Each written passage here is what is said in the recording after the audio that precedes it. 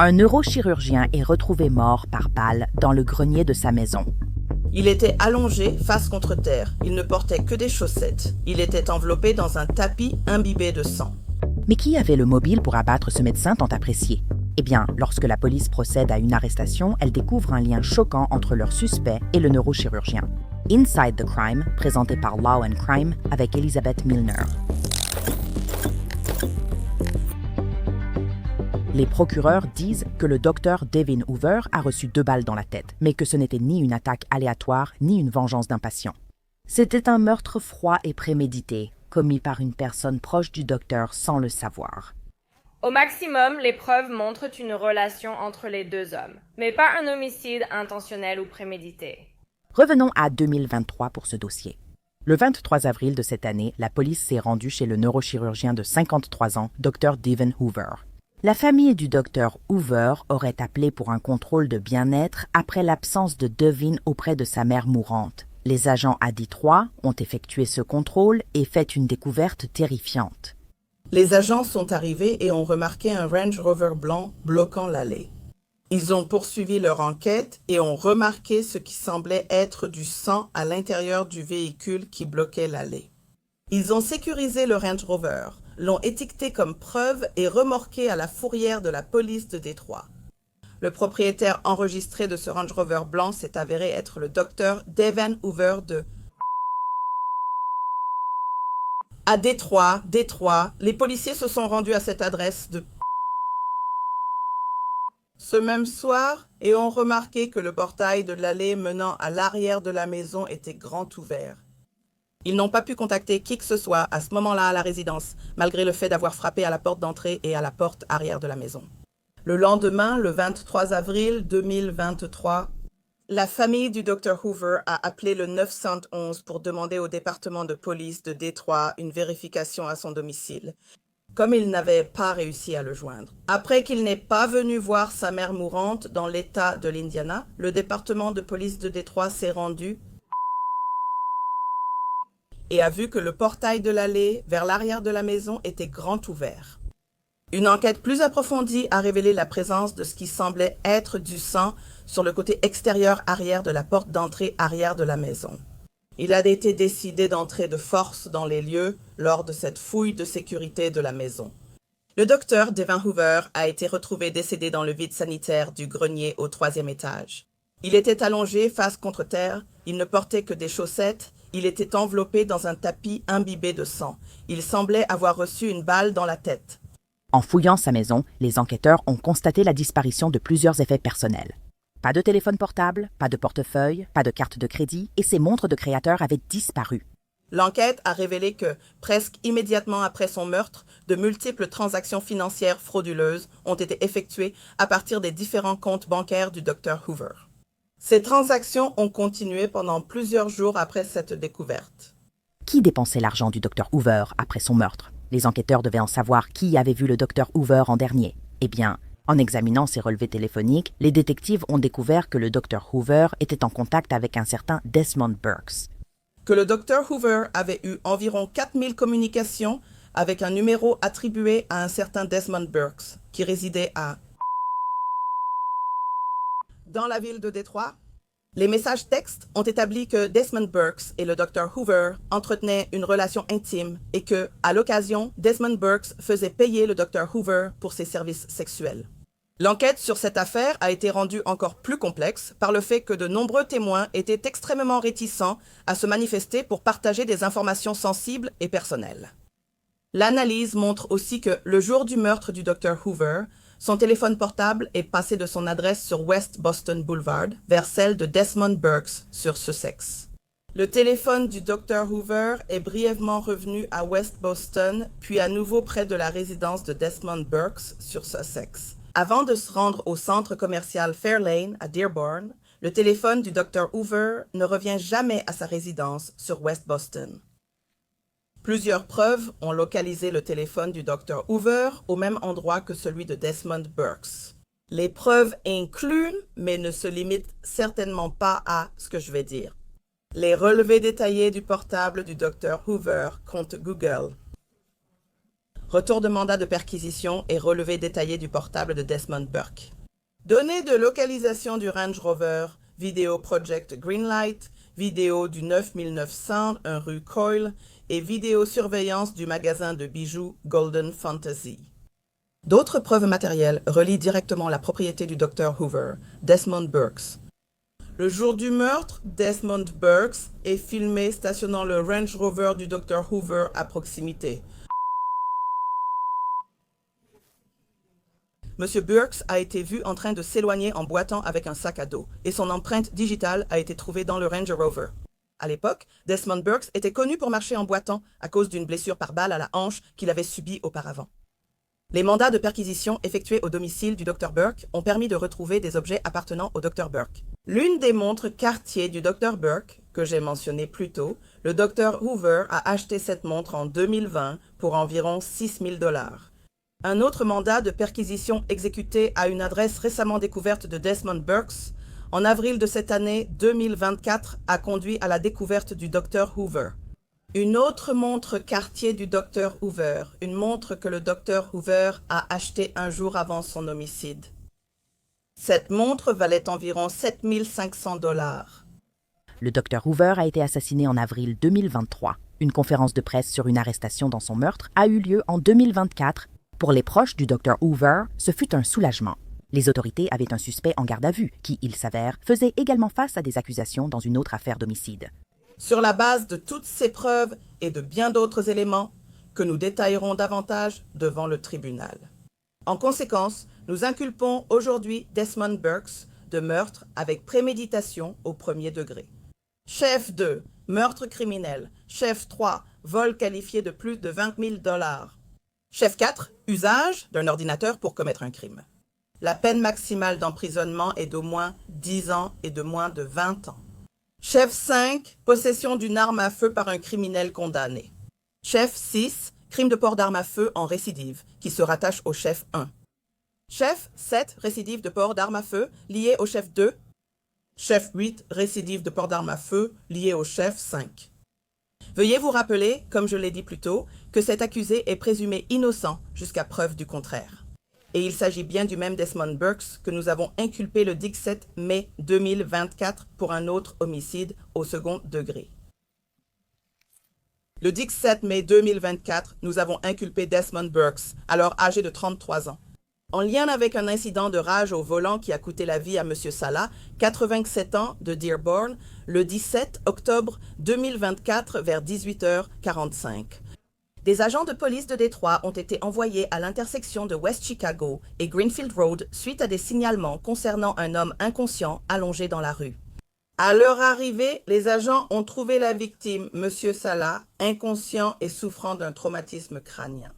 Les secours sont arrivés sur les lieux et l'ont transporté dans un hôpital local pour y recevoir des soins. Le 11 mai, M. Salah est malheureusement décédé de ses blessures. Il est allégué qu'en approchant de l'intersection de West Chicago et Greenfield Road, le véhicule de M. Salah a heurté l'arrière du véhicule de Desmond Burke, la voiture qu'il conduisait. Ils sont tous deux sortis de leur voiture et se sont disputés verbalement. Il est également allégué que nous avons annoncé le 17 mai que, pendant cette altercation, M. Burks a frappé M. Salah, le laissant allongé dans la rue avant de prendre la fuite. Comme je l'ai dit, il est mort plus tard de ses blessures. M. Burks est détenu à la prison du comté de Wayne avec une caution d'1 million $, sans option de 10%. Son avocate a demandé une évaluation de sa compétence le 24 mai 2024. La prochaine audience pour lui dans cette affaire est prévue le 3 septembre 2024 devant le juge Kenneth King du tribunal du 36e district. Cette audience est une audience de révision de la compétence. Après la conférence de presse, la famille du Dr Hoover a déclaré ressentir un soulagement pour une avancée vers la justice. Homme exceptionnel, médecin, frère, fils, oncle et ami, il a marqué nos vies par sa gentillesse et sa générosité constante. Bien que rien ne pourra jamais réparer notre perte, nous sommes reconnaissantes que quelqu'un soit tenu responsable de la mort de Devin. Depuis l'arrestation de Desmond Burke, plus de détails ont été révélés au tribunal. Lors d'une audience en juin 2025, une amante de Desmond a témoigné sur un sac qu'il lui aurait donné. Selon le Detroit Free Press, l'identité de cette amante ne pouvait pas être révélée ni décrite par les médias, y compris le genre, à cause d'une ordonnance du juge. Nous l'appellerons simplement l'amante. Selon le rapport, l'amante a témoigné qu'il y avait des lunettes chirurgicales sur lesquelles le nom du Dr Hoover était inscrit. Un pistolet de 9 mmx a été trouvé dans le sac de Desmond au moment du meurtre. L'amante a déclaré l'avoir aidé à se débarrasser des objets. D'abord, il y avait les lunettes. L'amante les a démontées et jetées dans différentes poubelles. Ensuite, il y a eu le sac que l'amante a brûlé dans un barbecue, ainsi que la chemise et le jean qui se trouvaient à l'intérieur. L'amante a dit qu'elle était aussi allée dans un parc pour jeter le pistolet de Desmond dans la rivière. La police affirme que Desmond a volé plus de 95 000 $ au Dr Hoover en espèces et avec des objets comme ses montres Cartier. Le lendemain du meurtre du Dr Hoover, l'amante a affirmé avoir emmené Desmond au centre commercial Fairline où il a été filmé achetant des bijoux. D'autres amantes de Desmond auraient aussi témoigné à l'une de ces audiences préliminaires. Elles ont affirmé avoir rencontré Desmond sur des sites de rencontres sexuelles et certaines amantes ont précisé qu'il était sans emploi. Il gagnait surtout sa vie par le travail du sexe ou la vente de pilules. Une témoin a dit que Desmond se plaignait de manquer d'argent. Une témoin a dit avoir vu le Dr Hoover et un homme à Cannes avoir des relations sexuelles la veille du meurtre. À l'audience de juin, les procureurs ont lu des messages entre Desmond et le Dr Hoover le 22 avril, veille de la découverte du corps du docteur. Le Dr Hoover aurait demandé à Desmond s'il voulait inviter cette personne à revenir chez lui pour les regarder avoir à nouveau des relations sexuelles. Desmond aurait dit « Ça va, sauf si tu paies, je n'ai pas aimé, je l'ai fait pour toi ». Le meurtrier présumé est de nouveau apparu au tribunal cette semaine après que ses avocats ont déposé une requête en annulation, affirmant que l'État ne dispose pas de preuves suffisantes. Monsieur le juge, je voudrais commencer par dire que les preuves présentées lors de l'audience préliminaire n'établissent pas que Monsieur Burks a tué le Dr Hoover intentionnellement, accidentellement ou autrement. L'accusation dans cette affaire s'appuie uniquement sur des preuves circonstancielles. Il y a des témoins, plusieurs témoins dans cette affaire, sur lesquels l'accusation s'appuie pour construire une chaîne d'inférence. C'est tout simplement trop ténu pour étayer un motif raisonnable dans cette affaire. Plusieurs des témoins ont bénéficié de l'immunité dans cette affaire. Ils ont admis à la barre avoir détruit des preuves dans cette affaire, brûlé des vêtements, jeté l'arme présumée utilisée, mais ont bénéficié de l'immunité en échange de leur coopération. Madame la juge, cela a un impact direct sur leur crédibilité dans cette affaire. Les problèmes de crédibilité combinés aux autres problèmes de cette affaire rendent la mise en accusation inappropriée. Je vais maintenant évoquer les chefs d'accusation. Le meurtre au premier degré, comme cette cour le sait, nécessite préméditation et délibération, et l'accusation n'a pas réussi à établir cela lors de l'audience préliminaire. Dans cette affaire, aucune preuve n'existe d'un plan, d'un mobile ou d'une délibération. Il n'y a aucune communication suggérant une intention, aucune déclaration, aucune préparation et aucune action avant ou après qui soutiennent l'idée d'un meurtre prémédité dans cette affaire. Alors, les gens ont tenté de déduire la préméditation ici à partir du fait que Burks aurait été vu avec une arme de poing environ 1 mois avant que le Dr Hoover ne soit tué, mais la simple possession d'une arme à feu quelques semaines plus tôt ne prouve pas l'intention de tuer le Dr Hoover ni la préméditation. Monsieur Burks a peut-être eu des contacts avec le Dr Hoover et a ensuite été lié à des biens qui lui auraient appartenu. Et le procureur veut nous faire croire que Monsieur Burks doit l'avoir tué sur cette seule base. Cette déduction nécessite d'empiler des suppositions sur des suppositions dans cette affaire. Au mieux, les preuves montrent une relation entre les deux hommes, mais pas un homicide intentionnel ou prémédité. Sans preuve, sans mobile, sans planification ni acte délibéré, l'accusation de meurtre avec préméditation au premier degré ne peut être retenue. Je souhaite maintenant aborder l'accusation de meurtre criminel. Le lien entre l'homicide et l'autre crime ne peut pas être établi par le témoignage. Les preuves issues de l'examen préliminaire montrent que les transferts via l'application Cash, les achats de bijoux, tout cela a eu lieu après la mort du Dr Hoover. Excusez-moi. La doctrine du meurtre qualifié ne s'applique que lorsque l'intention de voler existe au moment de l'homicide. Si l'intention de voler s'est formée après, ce n'est pas un meurtre qualifié. Madame la juge, c'est précisément le cas ici. Les preuves de l'accusation suggèrent au mieux qu'après le décès du docteur Hoover, quelqu'un a utilisé ses comptes et ses biens. Aucun témoignage, preuve ni lien médico-légal n'indique que M. Burks a tué le docteur Hoover afin de commettre un vol. Même en supposant que M. Burks ait ensuite participé à la fraude financière, ce comportement est juridiquement distinct car il s'est produit après l'homicide. Le lien requis pour un meurtre criminel n'est tout simplement pas présent. En conclusion, puisque ces chefs d'accusation ne sont pas retenus contre M. Burks, aucun concernant l'utilisation d'une arme à feu lors d'un crime ne peut l'être non plus. Je crois que dans cette affaire, la magistrate qui a entendu les preuves lors de l'examen préliminaire. C'était principalement des spéculations et des témoignages de témoins bénéficiant de l'immunité ainsi que tous les éléments de preuve présentés. La magistrate a, selon moi, abusé de son pouvoir en renvoyant M. Burks devant le tribunal pour ces accusations. Je demanderai à la Cour d'annuler l'acte d'accusation maintenant. C'était l'argument de la défense. L'État maintient ses preuves. Écoutons la juge. Rejettera-t-elle les accusations? Le tribunal estime qu'un crime a été commis et que des raisons existent de croire que l'accusé en est l'auteur. C'est l'affaire Le Peuple contre. Stone 463 MISH 558 2001. Il existe des motifs raisonnables lorsqu'un tribunal constate un fondement raisonnable de soupçon, appuyé par des circonstances suffisamment solides pour qu'une personne prudente croit que l'accusé a cela est coupable de l'infraction reprochée. Affaire Peuple contre Orzam 224 MISH, année du peuple. 551 1997 et Peuple contre Regal 223 MISH APP 34 1997. Lors de l'examen préliminaire, il n'est pas nécessaire de prouver la culpabilité hors de tout doute raisonnable. Pour justifier un renvoi devant le tribunal, il doit y avoir des preuves permettant de déduire chacun des éléments de la défense accusée.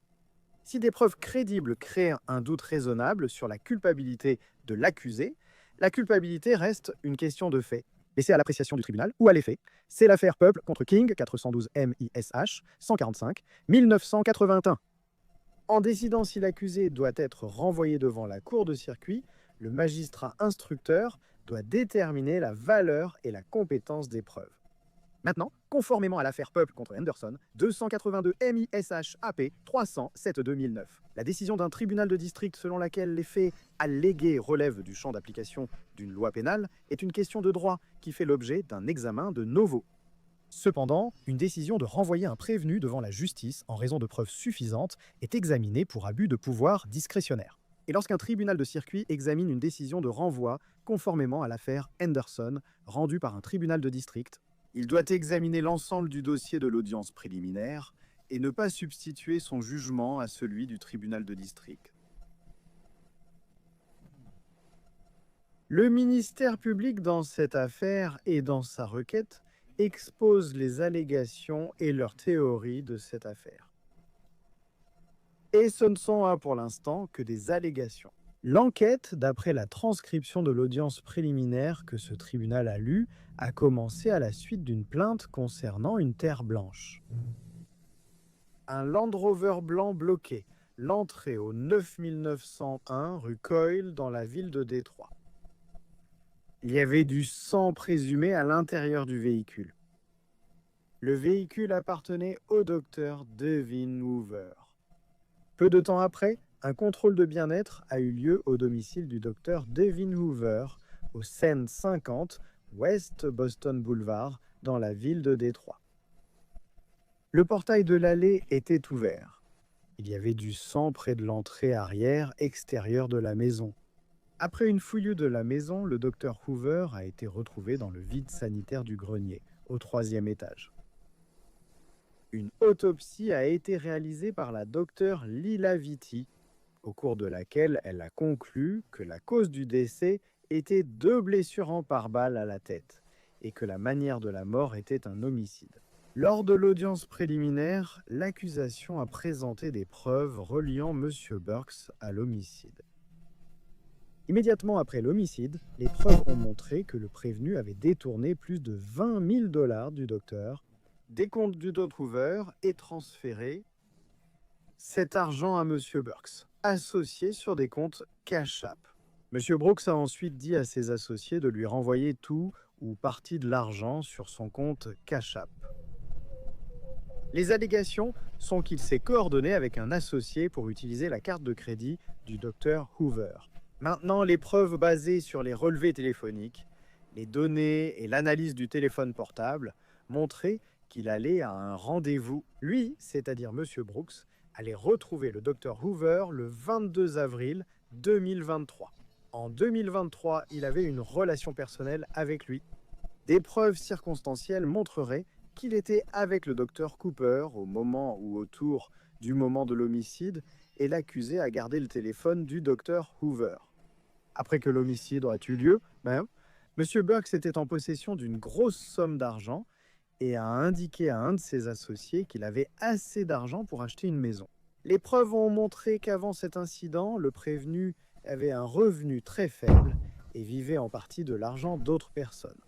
Maintenant, les preuves admises lors de l'audience préliminaire montrent également que le prévenu a conduit le Land Rover du Dr. Hoover avec du sang à l'intérieur du véhicule jusqu'au 9901 rue Coyle le jour de l'homicide.